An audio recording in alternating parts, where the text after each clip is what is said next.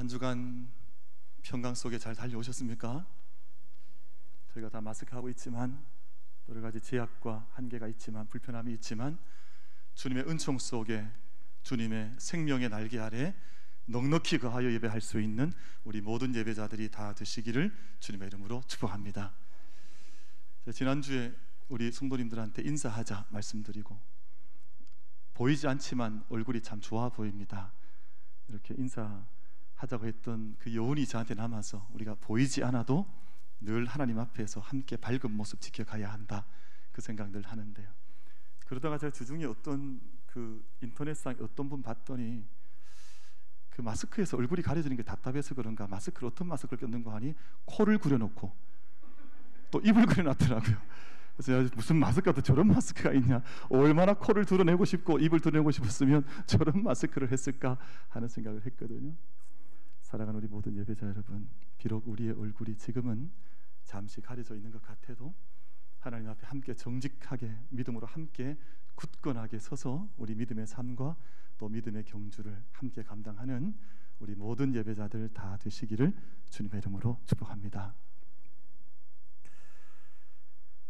올림픽의 오래된 모토는 더 빨리, 더 높이, 더 멀리, 시티우스, 알티우스, 포르티우스라고 하는 이 라틴 말의 이 번역이 우리나라 말로 돌아와서 더 빨리, 더 높이, 더 멀리라고 하는 이것이 오랜 역사 속에 올림픽의 주제어가 되어 왔습니다. 모토가 되어 왔고, 또 매년 이 정기적인 올림픽 시즌이 돌아오면 이 세상에 있는 수많은 젊은이들이 함께 자웅을 겨루면서 더 높이 오르기 위해서, 더 빨리 달리기 위해서, 그리고 더 멀리 뛰기 위해서 함께 노력하면서 인간의 육체로 감당해낼 수 있는 최고의 아름다움과 최고의 열정적인 모습을 표출하면서 인간의 역사가 지금까지, 그 옛날 아테네에서부터 지금까지 일관되게 역사가 써내려져 왔습니다. 이 말이 대단히 중요한 말 같습니다. 이 더 빨리, 그리고 더 높이, 더 멀리. 원래 더 멀리라고 하는 이 말은 라틴 말에 보면 포르티우스라 그래서 사실은 더 강하게인데 우리나라는 이게 왜 더 멀리로 번역되어 있는지는 모르겠습니다만 어쨌든 이것이 젊은이들의 정신세계가 되어서 이것을 위해서 애쓰면서 인간의 몸으로 감당할 수 있는 가장 아름다운 몸짓, 땀방울을 통해서 얻는 성과, 열매를 얻어 나왔던 것이죠. 이 말이 대단히 귀한 말이고 다 좋은 말인 것 같은데 문제는 이 올림픽의 모토가 인간의 욕심, 인간과 욕망과 어우러지게 되면 문제가 달라집니다. 여러분, 사람의 욕심과 욕망은 끝이 없거든요. 그런데 그 욕심과 욕망이 더 빨리, 더 높이, 더 멀리라고 하는 이 모토와 어우러져서 인간의 정신세계를 만약 다스린다면 이때는 걷잡을 수 없는 인간의 파국을 인간은 맞이할 수밖에 없습니다. 특별히 여러분, 인간의 소유욕은 끝이 없는데요, 소유욕과 인간의 욕망과 욕심, 더 빨리, 더 멀리, 더 크게 이 일을 이루고자 하면 인간의 역사는 일찍 소진되어서 빨리 불타버리고 죄밖에 남지 않은 인간의 모습을 이 땅 가운데 연출해 낼 수밖에 없습니다. 인간의 소유욕이 참 끝이 없습니다. 옛날 어릴 때는 저도 그랬거든요. 제가 어릴 때가 아니라 신학교 들어가서 처음 사례 받았을 때가 10만 원이요. 10만 원. 10만 원 사례를 시작을 해서 오는데 이게 더 많은 물질을 얻고 더 많은 풍요를 누리고 더 만족한 삶을 살아도 사실은 돌아보면 한번 영적으로 깊게 만족해서 하나님 이만이면 족하겠습니다라고 하는 영적인 정직함을 고백해 내놓았던 적이 있었을까? 인간의 욕심과 욕망은 언제나 인간의 이 소유욕과 함께 얽혀져서 하늘도 얻으려 하고 땅도 얻으려 하고 사람도 자기의 소유 삼고 이 세상의 모든 물질도 자기의 엉켜잡아서 이 끝없는 욕망과 욕심 안에서 인생이 살아가는데요. 여러분, 창세기 1장부터 11장 말씀 보면 인간이 하나님께서 베풀어 주신 그 아름다운 완전한 온전한 에덴에 살았음에도 불구하고 그 선악과에 욕심을 내지 않습니까? 여러분, 하나님께서 인생에 지혜를 주시고 담대함 주시고 이 땅 개척하게 하셨는데, 인간은 그 일로 지혜를 얻자마자, 힘을 얻자마자 신할 평지라는 곳에 바벨 탑을 쌓지 않습니까? 근데 그 욕망과 욕심이 끝이 없으니 하나님께서 신락원 낙원을 빼앗아 버리시고 낙원을 잃어버리게 하시고, 또 하나님께서 그 신할 평지에 서 있던 바벨탑을 일시에 무너지게 하셔서 그 모든 인간의 역사가 하늘 끝까지 닿아보자, 하나님께 올라가 보자 했던 인간의 역사가 일순간 무너지게 하는 그 경향을 하나님께서 인간 가운데 베풀어 보여주셨더랬습니다.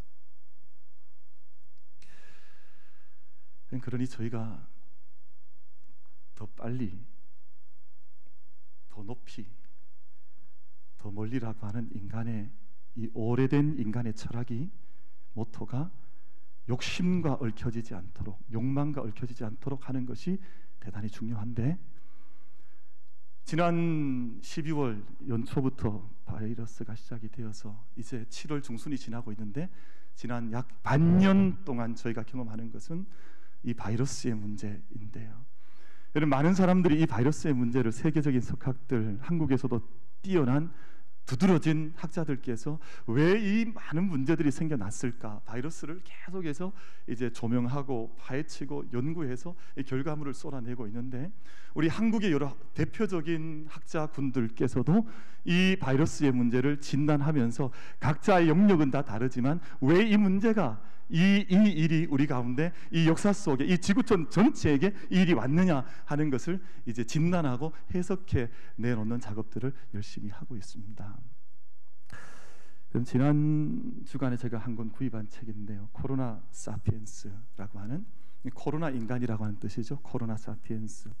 근데 한국의 대표적인 석학 6분들이 함께 대담을 펼치고 함께 진단을 하고 함께 우리 시대를 조명하면서 왜 우리 시대 속에 이런 바이러스의 궁극적인 근본적인 문제가 던져졌는가 하는 것을 다루는데, 이들의 전공이 다 다릅니다. 어떤 분은 생태학자, 어떤 분은 경제학자, 어떤 분은 심리학자인데, 이분들이 함께 다 다른 전공을 했고 다른 관점에서 조명하지만 주제는 똑같습니다. 인간이 가지고 있는 무한대한 욕망이 이 시대를 병들게 했다. 이 인간의 무한한 욕망 앞에서 인간은 어떻게 길을 찾아야 할 것인가에 대한 질문을 던지고 있는 책이 최근에 출판이 되어서 제가 전체를 서머리 하듯이 잘 읽어봤더니 몇 가지 주목할 내용이 있습니다. 그럼 지금은 이화여대 교수이기도 하고 전 서울대학 교수를 지냈던 최재천 교수도 첫 번째 집필자로 들어왔는데, 이분은 생태학자입니다. 그리고 동물 행동을 연구하는, 이 생태에 관해서는 전 세계에서 가장 석학으로 인정받는 두드러진 교수이신데, 이분이 이 바이러스, 우리 현재 상황들, 우리 이 세계에 이루어지는 모든 일들을 진단하면서 왜 일이 벌어졌는가 단 한마디로 진단했습니다. 인간의 욕망의 문제다. 인간이 하나님께서 제한해 두신 선이 있고 하나님께서 마련해 두신 지경이 있는데, 이 선과 이 범위를 인간 마음대로 넘어갔다는 거예요. 인간 마음대로 넘어가니까 깨어나는 모든 바이러스들이 인간에게는 없어야 하는 것들이 다양한 숙주와 다양한 매개를 통해서 인간에게 왔기 때문에 이 모든 문제는 인간에게 있다. 이분은 어리석은 말 하는 분이 아니지 않겠습니까? 한국에서 두드러진 석학이요 세계에서도 인정을 받는 분이니까 이분의 말을 귀담아 들을 필요가 있을 터인데, 그래서 이분이 무슨 얘기를 하는 거 아니? 지금 화학적인 백신을 만드는 것은 무의미하다. 여러분, 왜냐하면 화학적인 백신을 만드는 것은 1년 뒤에 만들어질지 2년 뒤에 만들지 잘 알지 못합니다. 그러니까 지금 정말 중요한 백신이 뭐냐 하면 생태 백신을 가지는 것이 중요해요. 우리 안에서 우리 삶의 양식을 바꾸는 양식 바이러스가 우리 삶의 우리 모든 모습을 바꾸는 백신이 중요하지, 화학적으로 백신 만들어 내어서 이것 가지고 인간 생명을 궁극적으로 구할 수 없기 때문에 생태적 삶으로의 전환이 우리에게 필요하다 하는 그런 진단을 내어놓습니다. 이분이 또 재미있는 얘기를 합니다. 무슨 얘기를 하는 거 하니? 여러분, 세상이 바이러스, 지금 코로나 바이러스는 2주면 이게 활동이 제한될 수 있습니다. 만약 정말 이 땅에 인간들이 다 같이 합의만 한다면 2주만 모든 활동을 멈춰보라는 것이에요.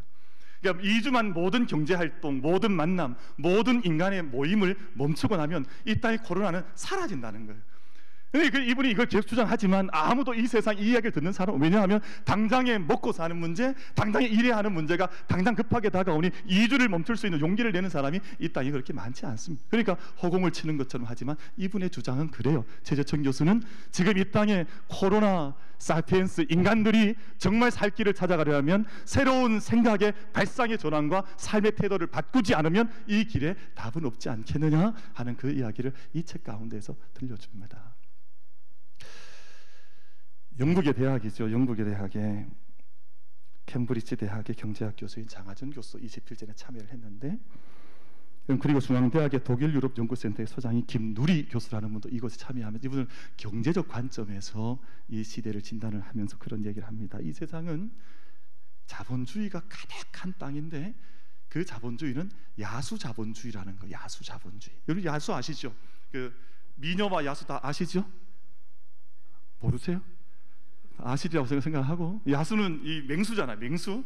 근데 이 세상의 모든 자본주의가 마치 야수 자본주의와 같아서 인간을 잡아먹는 물질의 가치관이 세상에 가득하니 이 세상의 물질과 경제의 모든 야수 자본주의를 이제는 그만 좀 내려놓고 이제는 사람을 위할 수 있는, 사람을 살릴 수 있는 경제의 시스템으로 바뀌지 않으면, 이게 전환하지 않으면, 회개하지 않으면 인간의 길이 없을 것이라고 하는 것을 장하성 교수도 김누리 교수도 동일하게 경제적 관점에, 경제 전문가들이잖아요 여러분. 장하성 교수는 영국에서도 두드러진 교수인데 이런 분들이 이런 진단과 이런 이야기들을 쏟아내놓기 시작을 했습니다.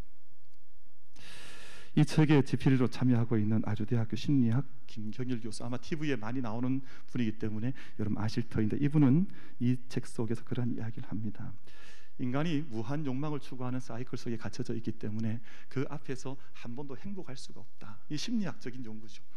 인간이 무한 욕망을 추구한다는 거예요. 우리나라에서 가장 인기 있는 TV TV 프로그램이 뭔지 아시죠? 가장 인기 있었던 것 무한도전입니다.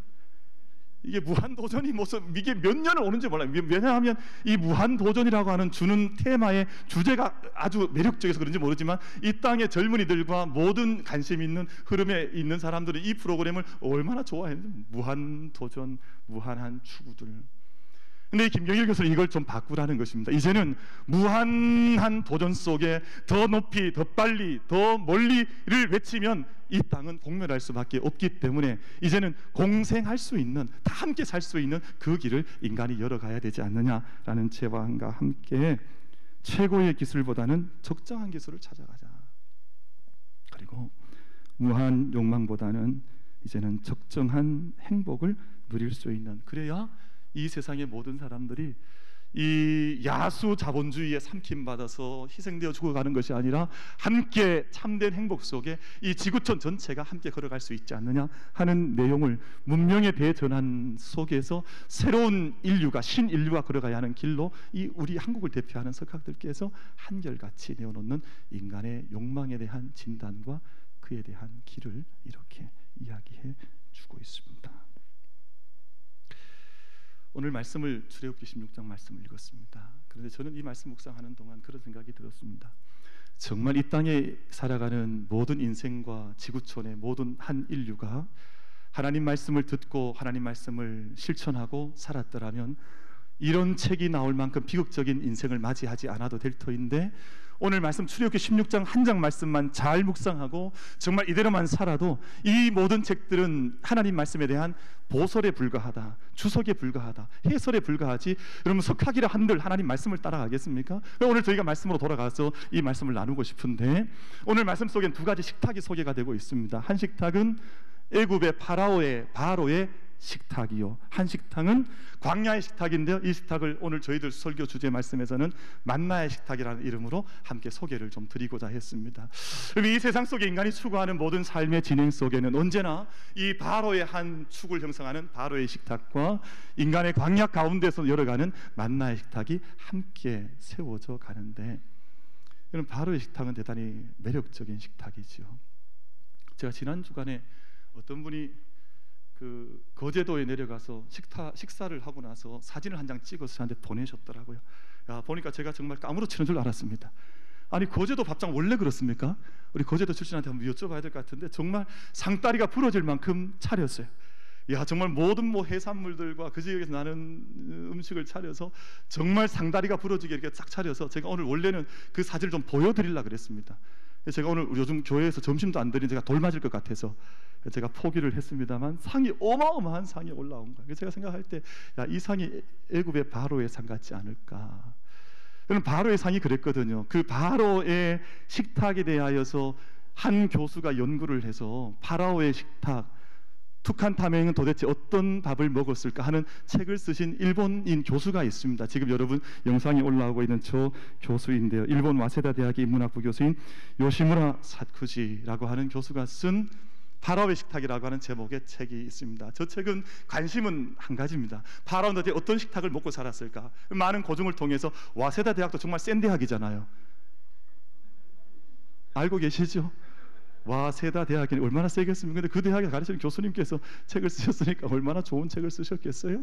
근데 그 책에 나오는 파라오의 식탁은 엄청난 식탁인데 세상의 모든 먹거리를 자기 상에 다 올렸습니다. 그리고 이게 산의 진미라 그러죠. 산에서 나는 것들과 바다에서 나는 것들과 모든 진귀한 음식은 다 올려서 자기의 상을 차렸고, 그것이 좀 식탁이 이렇게 어떤 저기 그 테이블 위에 이 접시가 비면 옆에 서 있던 하인들이 다시금 이 음식을 다시금 채워놓고, 먹다가 더 이상 못 먹으면 밖에 나가 토한 후에 다시 와서 또 먹는 식탁이 바로의 식탁이라고 이 학자는 연구를 결과물을 내어놓았습니다. 이 세상이 추구하는 식탁의 모습이 아닌가라는 생각이 들어지는데, 보기에는 좋을지 모르지만 이 식탁의 이면에는 전쟁의 아픔과 고통과 그 식탁을 만들어내기 위해서 수많은 인생들이 피눈물을 쏟아내야 되는 역사가 있었다는 것도 이 책은 함께 증언해주고 있습니다. 자기 자신의 몇 사람의 소수의 상을 차리기 위해서 수많은 사람들이 피눈물을 쏟아내야 하는 식탁이 이 세상이 추구하는 바라보는 식탁의 방향이요, 파로의 식탁입니다. 여러분, 성경엔 두 가지 식탁을 늘 대조해서 이야기하는데요, 5,000명이 먹을 수 있는 것을 한 사람이 먹기도 하고 한 사람이 먹을 수 있는 그 양식으로 5,000명이 먹는 역사를 일으키기도 하는 사건이 성경 속에 기록되어져 있는데, 애굽 바라오의 식탁은 수천 명이 먹을 수 있는 식탁을 단 한 사람이 독식하는 식탁이었다라는 것을 요시무라 교수는 자기의 책을 통해서 증언해 주고 있습니다. 여러분, 오늘 이 말씀을 나누면서 사실은 출애굽기 16장 전체로 말씀을 나누고 싶은데 오늘 앞부분만 읽었습니다만, 여러분, 지난 출애굽기 14장 15장 어간에 보면 하나님께서 엄청난 사건을 일으켜 주시거든요. 이런 바로의 밥상을 차리기 위해서 피눈물을 쏟고, 그리고 비돔과 람셋, 여러분 비돔 뭐냐 하면 출애굽기 1장 11절 말씀에 나오는 건축물인데요, 이 곡식 창고입니다. 곡식 창고. 바로의 곡식 창고였던 비돔과, 그리고 람세스 2세에 자기의 왕궁을 더 잔치를 벌이기 왕궁을 넓혔던 람세스라고 하는 그 왕의 그 건축물의 확장이 람셋이라고 하는 건축물이었는데, 출애굽기 1장 11절 말씀에서 두 건물을 이야기하지 않습니까?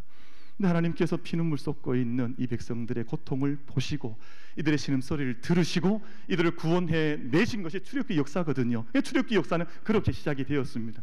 그러니까 출애굽에 감당할 수 없는 하나님의 역사 속에 이 바로에게 노예 상태에 있던 백성들을 뽑아내셔서 살려내셔서 홍해를 가르시고 이제는 광야길 유월절과 함께 출발하게 하셨는데, 오늘 말씀 바로 그 다음 말씀이에요. 출애굽한 지 2달밖에 되지 않은 때에 광야길 지나는 동안 그들이 하나님을 향해서 불평하면서 먹을 것을 내어놓아라 원망했다는 것이 저희가 함께 읽었던 본문 말씀의 첫 부분이었습니다. 여러분, 하나님 참 긍휼이 풍성하신 하나님이세요. 저 같으면 이런 민족엔 절대 밥 주지 않습니다. 아니, 지금 그 고통받고 있는 곳에서 구원해냈는데, 그리고 출애굽의 역사를 해서 이제는 새로운 민족으로 새 백성으로 새 출발을 하게 한 지가 이제 불과 한두 달 지나가는데, 그새 그 모든 구원을 잊어버리고 먹는 것 때문에 하나님 원망하면서 끊임없이 하나님을 향해서 삿대질을 하는 백성들인데, 여러분, 저 같으면 절대 밥 주지 않습니다. 네가 알아서 먹으란 말이에요. 저희 아이들이 만약 그럴 것 같으면, 야, 밥상 당장 내려놔, 숟가락 내려놔, 네가 알아서 나가서 먹어, 네가 한번 먹어봐, 저는 이럴 것 같아요. 눈빛이 저만 그럴 것 같은 눈빛을. 아니, 우리 다 그렇지 않겠습니까? 여러분, 자식이 이런 배은망덕한 일을 하면 우리 가만두겠어요? 근데 하나님께서 그 일 앞에 오늘 주신 말씀이 만나의 식탁을 주신 것입니다. 광야의 식탁을 베풀으셔서 내가 하늘로부터 너희가 함께 먹고도 남음이 있는 양식을 하늘에서 비같이 내려주겠다. 여러분, 지금 저는 이 말씀 보면 사실 저는 피부로 저는 이 말씀 기억하거든요. 왜냐하면 77억의 인구와 이 땅에 존재하는 모든 생물들이 이 지구촌 안에서 먹고 마시며 매일같이 생명을 이어가는데 하나님께서 비같이 내려주시지 않으면 어떻게 이 일이 벌어지겠어요? 근데 하나님께 실제로 이 일을 약속하셨고 말씀하셨고 광야 가운데 이 말씀을 이뤄가시는 사건이 오늘 본문 말씀 속에 기록이 되어져 있습니다. 내가 너희로 하여금 저녁에도 먹을거리가 하늘로부터 임하게 할 것이요 아침에도 너희가 먹을 수 있는 먹거리가 너희 가운데 임하게 하리라 라는 이 말씀이 주어졌습니다. 그런데 참 안타깝고 또 우리가 주목해 봐야 할 것은 이런 가운데서 인간은 자기가 충분히 먹을 수 있고 하나님께서 함께 모든 사람이 일용할 수 있는 양식을 넉넉히 주셨음에도 불구하고, 여러분, 성경에서는 광야의 백성들이 거둘 수 있는 양을 한 오멜이라고 표현했습니다. 그럼 한 오멜은 우리 계량으로 하면 2.3리터의 양입니다. 그럼 사람이 2.3리터를 하루 동안 먹는 거죠. 근데 요리를 해서 먹을 터인데, 다양한 방법으로 먹을 터인데 2.3리터면 결코 부족한 양이 아닌 풍족한 양을 하나님께서 주셨고, 만약 네 가족이 먹을 것 같으면 10리터를 주신 거예요. 10리터의 양식을 매일같이 모두가 함께 먹을 수 있는 풍족한 양식을 주신 양식이 바로 광야의 식탁이었습니다. 근데 오늘 말씀을 보면 그 광야의 식탁을 주셨음에도 불구하고 이 식탁을 더 얻기 위해서 더 빨리, 더 멀리, 더 높이 쫓아다니는 사람들의 모습이 오늘 본문 말씀 속에 기록이 되어져 있어서, 여러분 오늘 말씀 16장 20절과 21절 말씀을 한번 보시겠습니다. 이렇게 기록을 하고 있죠. 제가 봉독하겠습니다. 그들이 모세에게 순종하지 아니하고 더러는 아침까지 두었더니 벌레가 생기고 냄새가 난지라 모세가 그들에게 노하니라. 무리가 아침마다 각 사람은 먹을 만큼만 거두었고 햇볕이 뜨겁게 쬐면 그것이 쓰러졌더라. 여러분, 사람은 자기가 먹을 수 있는 양식만 먹을 수 있는 것입니다. 사실은 내가 아무리 수많은 양식을 쌓아놓는다 한들, 그렇게 비돔 같은 창고를 쌓아놓고 있다 한들 자기가 먹을 수 있는 양식은 하루에 하나님께서 말씀하신 한 호멜이면 족한 것입니다.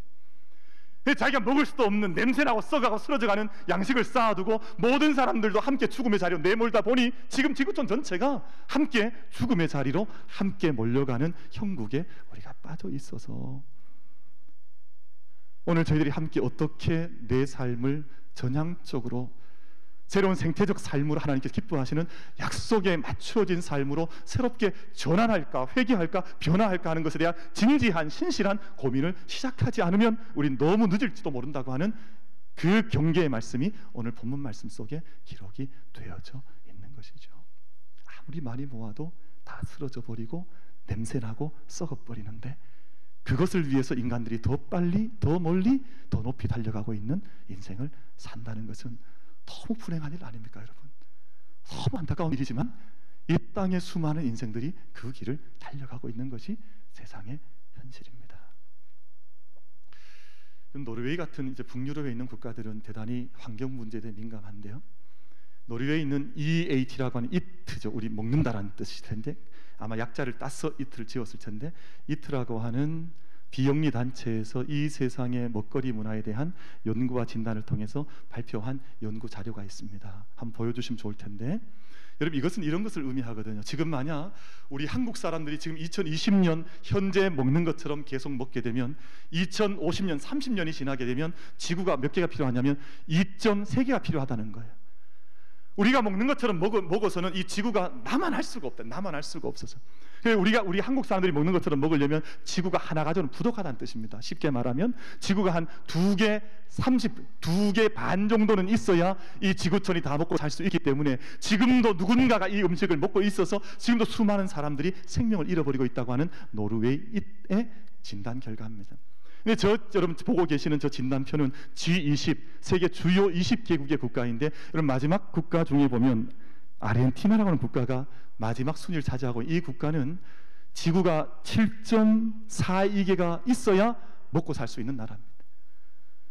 그러니까 인간이 먹고 사는 문제, 자기가 누리고 있는 환경의 문제를 하나의 지구 하나님께 충족할 수 있도록 주셨음에도 불구하고 지구가 7개 더 있어야 인생의 생존이 가능하도록 지금 우리 사람들은 그렇게 살아가고 있다고 하는 뜻으로 받으시면 되겠습니다.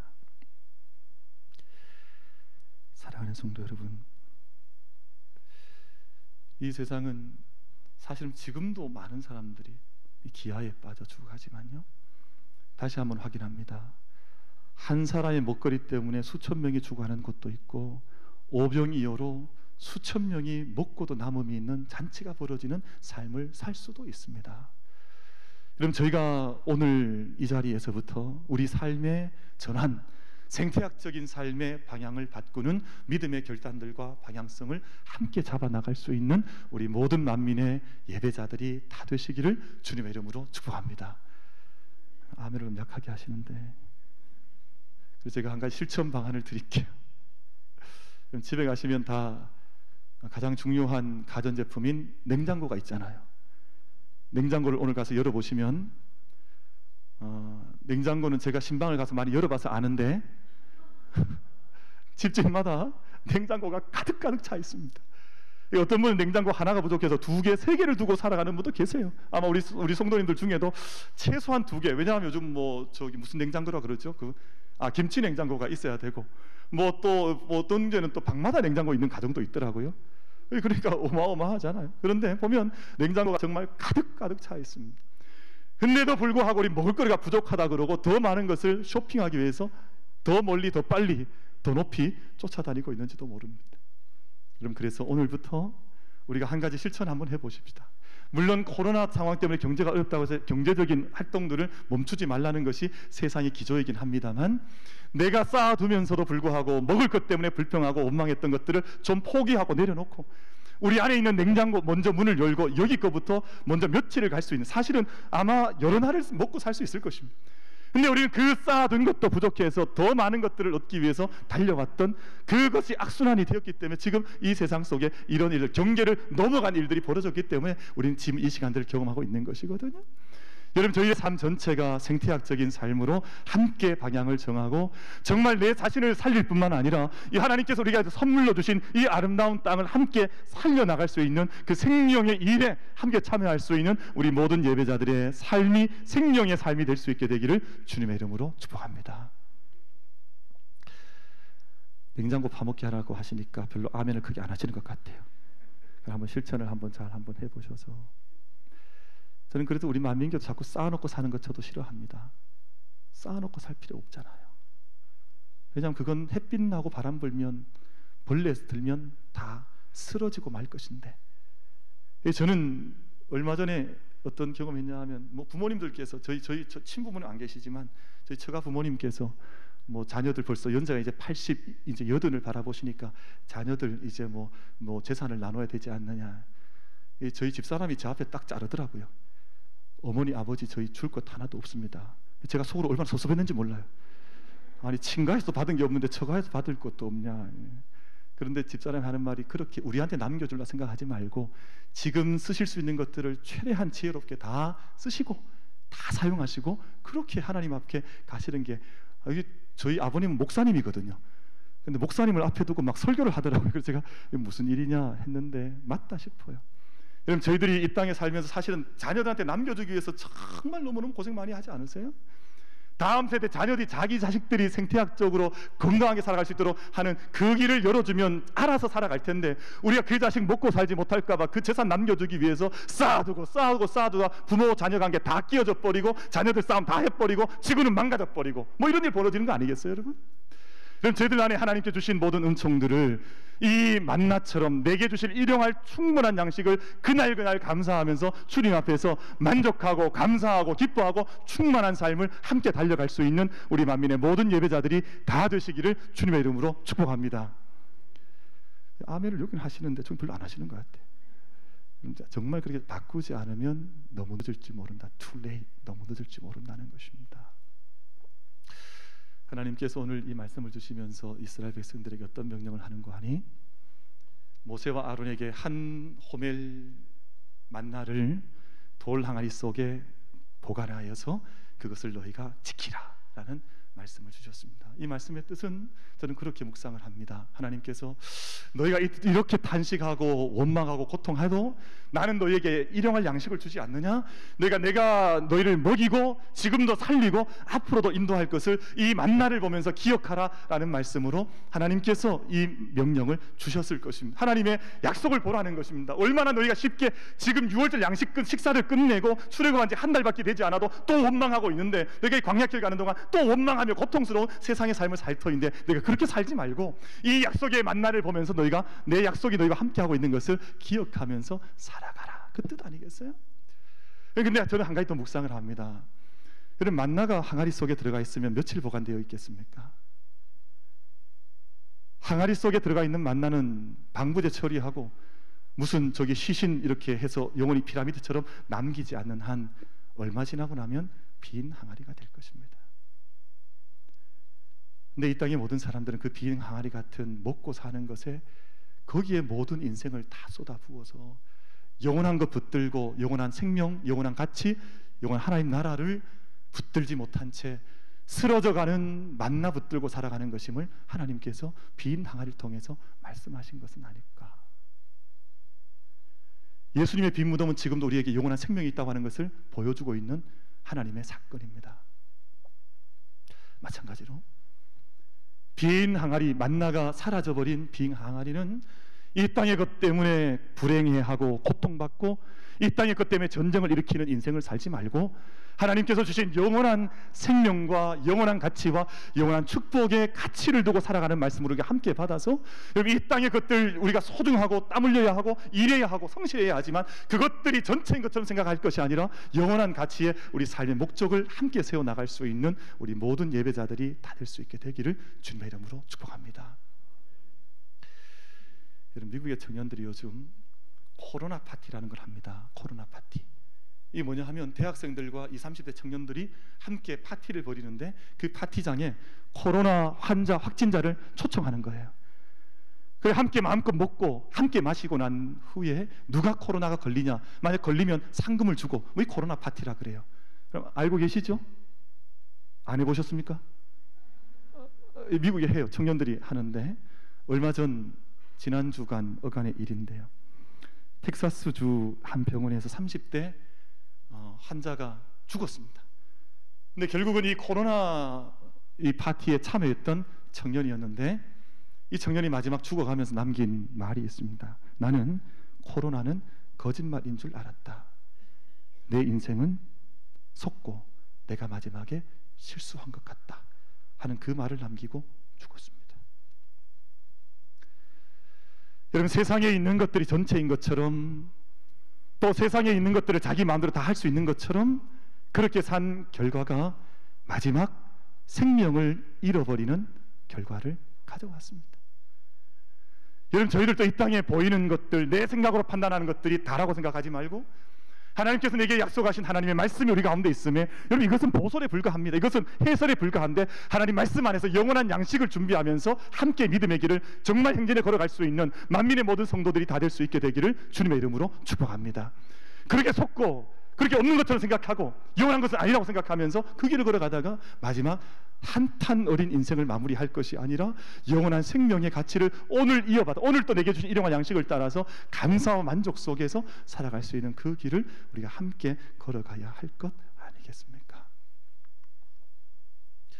사랑하는 성도 여러분, 이스라엘 백성은 40년 광야길을 걸어가는 동안 마지막 약속의 땅에 들어갈 때까지 하나님께서 만나와 메추라기를 먹여주셨습니다. 그래서 신명기 말씀을 보면 너희가 광야길 걸어갈 때에 너희의 옷이 헤어지지 아니하며 너희의 신발이 헤어지지 아니하지 않았느냐? 내가 너희 모든 가는 길 동안 먹이고 입히고 살리면서 약속의 땅에 그렇게 인도하지 않았느냐 하는 것을 하나님께서 말씀해 주셨습니다. 그러나 이 만나는 먹는 양식만 의미하는 것이 아니라 요한복음 말씀에 따르면 영원한 생명의 양식이신 예수 그리스도를 예표하는 구약의 한 사건이었고 한 통로였습니다. 요한복음 6장 48절 말씀 가운데에서 내가 곧 생명의 떡이라 너희 조상들은 광야에서 만나를 먹었어도 죽었거니와 이는 하늘에서 내려오는 떡이니 사람으로 하여금 먹고 죽지 아니하게 하는 것이니라. 나는 하늘에서 내려온 살아있는 떡이니 사람이 이 떡을 먹으면 영생하리라. 내가 줄 떡은 곧 세상의 생명을 위한 내 살이니라 하시니라. 아멘. 사랑하는 성도 여러분, 마지막 이야기 하나만 드리고 말씀을 맺겠습니다.